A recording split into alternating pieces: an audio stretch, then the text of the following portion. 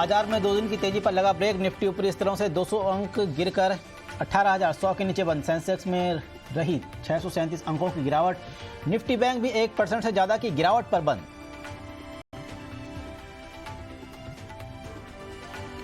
अगले बजट में बढ़ सकता है आयुष्मान भारत स्कीम का दायरा। इट नाउ एक्सक्लूसिव सूत्रों के हवाले से खबर। सीनियर सिटीजन और गरीबी रेखा से ऊपर के लोगों को भी किया जा सकता है शामिल। कम प्रीमियम पर मिल सकता है स्कीम का फायदा। रियल एस्टेट और वेलनेस सेक्टर में मोदी ग्रुप करेगा बड़ा निवेश। इट नाउ स्वदेश से खास बातचीत में बोले बीके मोदी। रियल एस्टेट में करेंगे $100 करोड़ निवेश। वेलनेस प्रोजेक्ट के लिए करेंगे यूएस की कंपनियों के साथ पार्टनरशिप। दिल्ली से पेरिस जा रही एयर इंडिया की फ्लाइट की कराई गई इमरजेंसी लैंडिंग। फ्लाइट में सवार थे लगभग 231 यात्री। हैदराबाद में एक्सेल कंपनी के दफ्तरों पर आईटी की रेड। लेन देन में गड़बड़ी की शिकायत मिलने पर की गई छापेमारी। नेशनल ग्रीन हाइड्रोजन मिशन को केंद्रीय कैबिनेट ने दी मंजूरी। जल्द ही भारत के ग्रीन हाइड्रोजन ग्लोबल हब बनने की उम्मीद। सालाना 50 लाख टन ग्रीन हाइड्रोजन की प्रोडक्शन का है लक्ष्य। दिल्ली के कंजावाला केस में अंजलि की पोस्टमार्टम रिपोर्ट में 40 गंभीर चोटों का जिक्र। ज्यादा खून बहने से हुई मौत। पोस्टमार्टम रिपोर्ट में नहीं हुई रेप की पुष्टि। कंजावाला केस में आरोपियों पर दर्ज हो सकता है हत्या का मुकदमा। निधि के बयान के आधार पर 302 की धारा के तहत हो सकती है कार्रवाई।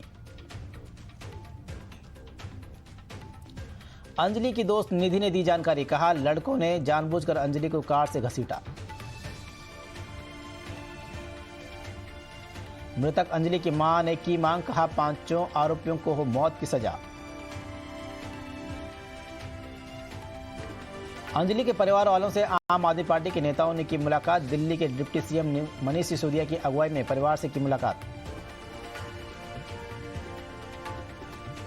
परिवार से मिलने के बाद बोले डिप्टी सीएम मनीष सिसोदिया। कहा घटना बेहद दुखद। दिल्ली सरकार की ओर से पीड़ित परिवार को दी जाएगी 10 लाख रुपए की मदद। दिल्ली के आदर्श नगर में लड़की ने चाकू से किया लड़की पर अटैक। दोस्ती तोड़ने से नाराज था युवक। आरोपी युवक गिरफ्तार। अयोध्या राम मंदिर निर्माण समिति के चेयरमैन की बैठक। रामलला की मूर्ति को लेकर हुई चर्चा। आज से समाधान यात्रा निकालेंगे बिहार के सीएम नीतीश कुमार। पश्चिम चंपारण के बेतिया से शुरू होगी शुरुआत। 29 जनवरी तक शेड्यूल जारी।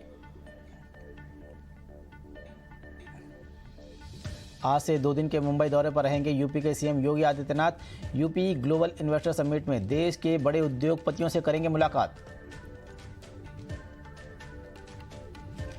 पश्चिमी उत्तर प्रदेश के बागपत से दोबारा शुरू हुई भारत जोड़ो यात्रा। यात्रा के दौरान की गई आतिशबाजी। राम जन्मभूमि तीर्थ क्षेत्र ट्रस्ट के महासचिव चंपत राय ने की कांग्रेस नेता राहुल गांधी की तारीफ। कहा एक नौजवान ठंड में पैदल चल रहा है, ये प्रशंसनीय है। पूर्व कांग्रेस अध्यक्ष सोनिया गांधी को सर गंगाराम अस्पताल में किया गया भर्ती। रूटीन चेकअप के लिए कराया गया सोनिया गांधी को भर्ती। यूपी स्थानीय निकाय चुनाव में ओबीसी रिजर्वेशन के मुद्दे पर सुप्रीम कोर्ट ने इलाहाबाद हाईकोर्ट के आदेश पर लगाया स्टे। हाईकोर्ट ने निकाय चुनाव की ड्राफ्ट अधिसूचना कर दी थी रद्द। हाईकोर्ट ने राज्य सरकार से बिना ओबीसी रिजर्वेशन के चुनाव कराने का दिया था आदेश। देश में पहली बार महिला सैन्य अफसर को सियाचिन में किया गया तैनात। कैप्टन शिवा चौहान को किया गया तैनात। सेना के फायर एंड फ्यूरी कॉर्प्स की महिला कैप्टन है शिवा चौहान। समेत शिखर जी को लेकर गुस्से में जैन समाज। मुंबई में मेट्रो जंक्शन से आजाद मैदान तक निकाला पैदल मार्च। एटा में तीर्थ स्थल समेत शिखर को पर्यटन स्थल बनाने को लेकर नाराज है जैन समाज। हजारों पुरुष महिलाओं और बच्चों ने निकाला कैंडल मार्च।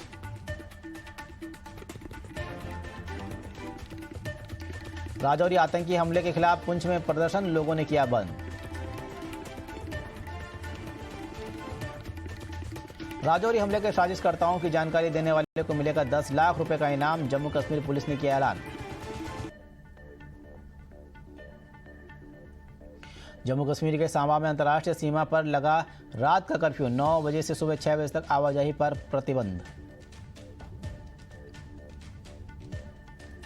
छत्तीसगढ़ के नारायणपुर में धर्मांतरण मामले में बीजेपी विधायक की गिरफ्तारी को लेकर हंगामा, बीजेपी नेताओं का धरना प्रदर्शन। पश्चिम बंगाल में लगातार दूसरे दिन वंदे भारत एक्सप्रेस पर पथराव, दार्जिलिंग में ट्रेन पर पत्थरबाजी में 2 कोच की खिड़की टूटी। अलीगढ़ पुलिस ने एएमयू में पढ़ रहे जम्मू कश्मीर के छात्रों का मांगा ब्यौरा, छात्र संघ ने गोपनीयता भंग करने का लगाया आरोप। मंगलुरु में 4 लाख से ज्यादा के नकली नोट बरामद, पुलिस ने 2 आरोपियों को किया गिरफ्तार, 1 गाड़ी बरामद।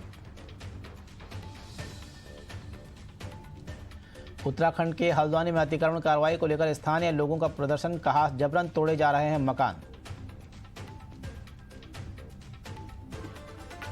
हल्द्वानी अतिक्रमण मामले में बीएसपी प्रमुख मायावती का बयान, कहा गरीबों के परिवार उजाड़ने की घटना बेहद दुखद।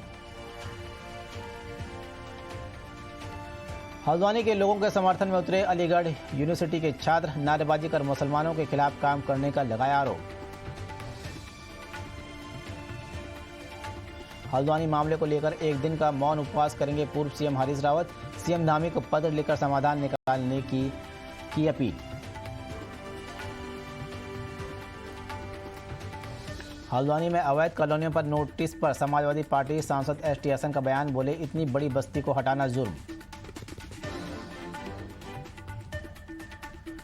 त्रिपुरा के पूर्व सीएम विप्लव देव के पैतृक घर पर हमला, हमलावरों ने घर में लगाई आग, गाड़ियों में भी की तोड़फोड़, आरोपियों की तलाश कर रही है पुलिस। यूपी के बाद अब देश के बाकी मदरसों की मैपिंग के लिए अभियान छेड़ेगा एनसीपीसीआर, देश में करीब 1 करोड़ से ज्यादा बच्चे संवैधानिक अधिकारों से वंचित। महाराष्ट्र में गहरा सकता है बिजली संकट, 3 दिन की हड़ताल पर स्टेट इलेक्ट्रिसिटी बोर्ड के 1,75,000 कर्मचारी, 30 कर्मचारी संगठन हड़ताल में होंगे शामिल। चन्नी कार्यकाल में सीएम हाउस में खाया गया 60 लाख रुपए का खाना, सीएम मान ने कहा अभी और बड़े होंगे खुलासे।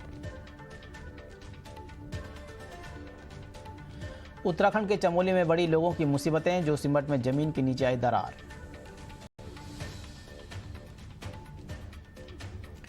उत्तर भारत में शीतलहर का कहर, अगले 4 दिन छाया रह सकता है घना कोहरा, मौसम विभाग ने जारी किया अलर्ट। दिल्ली एनसीआर समेत पूरे उत्तर भारत में सर्दी का सितम जारी, आने वाले दिनों में और गिर सकता है पारा। दिल्ली में ठंड ने लोगों की बढ़ाई ठिठुरन, राहत पाने के लिए अलाव सेकते दिखे लोग।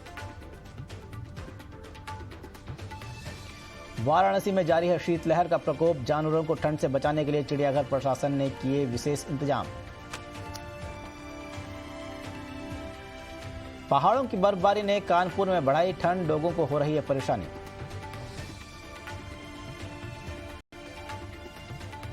प्रयागराज में ठंड ने बढ़ाई ऑटो और रिक्शा चालकों की मुश्किलें, सर्दी के कारण चलाने में हो रही है भारी दिक्कत। पठानकोट में शीतलहर का प्रकोप, पूरे इलाके में लगा घना कोहरा।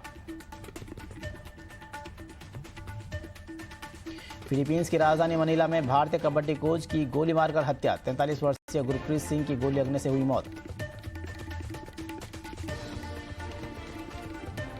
एरिक गोर्सटी दोबारा भारत में अमेरिकी राजदूत नियुक्त, राष्ट्रपति जो बाइडेन का अहम फैसला।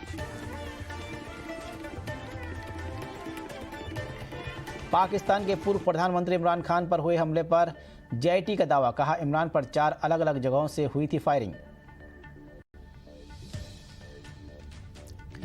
यूक्रेन के सैन्य ठिकानों पर रूस का ताबड़तोड़ हमला, एयर आर्टिलरी गन से किया गया टारगेट। रूस यूक्रेन युद्ध के बीच ब्रिटेन के पीएम ऋषि सुनक का बयान, कहा यूक्रेन को रूस के खिलाफ आर्थिक सहायता मुहैया कराएंगे। युद्ध के बीच यूक्रेनी हमले में रूस के 89 सैनिकों की मौत, रूस ने यूक्रेन को ठहराया जिम्मेदार।